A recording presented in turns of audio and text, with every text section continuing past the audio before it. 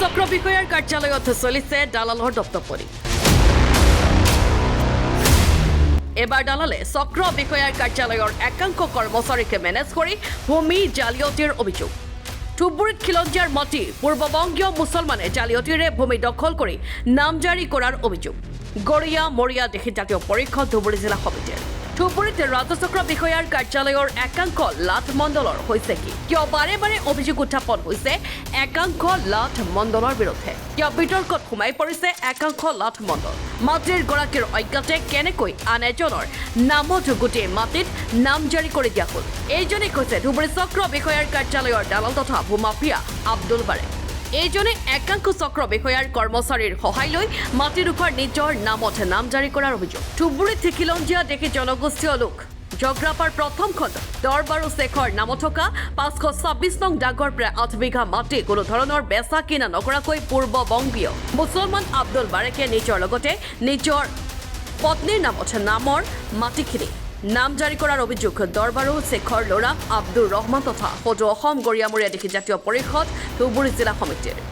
ধুবুৰী চক্ৰ বিষয়াৰ কাৰ্যালয়ৰ দালাল ৰাজ বন্ধ কৰি দালালৰ বিৰুদ্ধে ব্যৱস্থা গ্ৰহণ কৰিবলৈ জিলা আয়ুক্তৰ ওচৰত দাবী জনাইছে চাওক জহৰাপাৰ গাঁৱত আমাৰ দেশী মানুহৰ মোটামুটি 8 বিঘাৰ ওপৰত মাটি এই মাটিটোত কৰিছে কি চৰৰ পৰা অহা কোনোবা এজন মিয়া মানুহে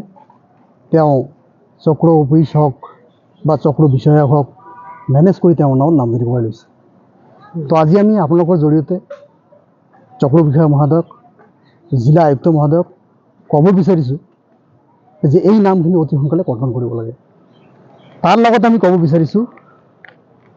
যে আব্দুল বাৰেক নামৰ এই দালালজন এজন ধুৰন্ধৰ দালাল তেওঁ চৰৰ পৰা আহি বিভিন্নজনৰ মাটিত তেওঁ নিজৰ নামত কৰা বা বেলেগৰ নামত কৰা চক্ৰ বিষয়া কাৰ্যালয়ক মেনেজ কৰি কিন্তু কৰি আছে তো আজি আপোনালোকৰ জৰিয়তে আমি ধুবুৰী পুলিচ প্ৰশাসনকো ক'ব বিচাৰিছোঁ যে এই আব্দুল বাৰেক তেওঁ এজন ধুৰন্ধৰ দালাল হয় তেওঁ এজন মাটিৰ দালাল হয় তেওঁক অতি সোনকালে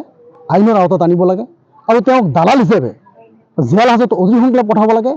তেতিয়াহ'লে হ'ব কি এই চক্ৰ বিষয়া কাৰ্যালয়ৰ যিটো দালাল ৰাজ এই দালাল ৰাজটো কিন্তু নোহোৱা হ'ব লগতে হ'ব কি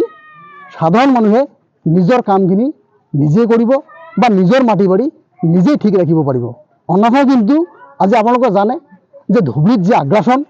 এই আগ্ৰাসন কিন্তু এই কিছু সংখ্যক দালালৰ জড়িত হৈ আছে যদি এইটো চৰকাৰে নকৰে বা ধুবুৰী পুলিচ প্ৰশাসন বা ধুবুৰী আয়ুক্তই এই দালালবিলাকৰ ওপৰত নজৰ নাৰাখে এই দালালবিলাকক জেল হাজত নপঠায় তেতিয়াহ'লে কিন্তু ধুবুৰীৰ যি আগ্ৰাসন চলিছে এই আগ্ৰাসনে কিন্তু ভয়ংকৰ ৰূপ ল'ব আৰু খিলঞ্জীয়া মানুহে আজিৰ দিনতো অস্তিত্ব নোহোৱা হৈছে আগন্তুক দিনত কিন্তু আৰু অস্তিত্ব নোহোৱা হৈ যাব একদম জল পটপট হৈ আছে আপোনালোকে ৰেকৰ্ডখন চালে গম পাব যে কেনেকৈ আমাৰ খিলঞ্জীয়া মানুহৰ আমাৰ দেশী জনগোষ্ঠীৰ মানুহৰ নামৰ মাটি তেখেতসকলে কি চক্ৰান্তত তেখেতসকলে নিজৰ নামত কৰি লৈছে আৰু কেনেদৰে ৰাতিৰ ভিতৰত এই মাটিখিনি দখল কৰিব পাৰিলে তো আমি আছে কাগজত আপোনালোকে চালে গম পাব আপোনাক কাগজখিনিও দিয়া হ'ব যে কোনজন মণ্ডলে কৰিছে বা কেনেকৈ কৰিব পাৰিছে কিন্তু আগন্তুক দিনত আমি আপোনালোকৰ জৰিয়তে এইটোও আহ্বান কৰিছোঁ যে এই কাৰ্যখিনি বন্ধ হ'ব লাগে দালাল ৰাজ শেষ হ'ব লাগে ধুবুৰী চাৰ্কল বা গৌৰীপুৰ চাৰ্কলে কওক দালাল মুক্ত হ'ব লাগে চাওক এইটোৰ বিষয়ে আমি বিভিন্ন সময়ত আগতেও বহু সময়ত আমি মাত মাতিছোঁ তো এতিয়া আমি আশা কৰোঁ যে ধুবুৰী আয়ুক্ত মহোদয়ে নিশ্চয়কৈ ইয়াৰ ওপৰত এটা ভাল ব্যৱস্থা ল'ব ধুবুৰীৰ পৰা সামিউল হক চৰকাৰৰ ৰিপৰ্ট এণ্টনি ফৰ আছাম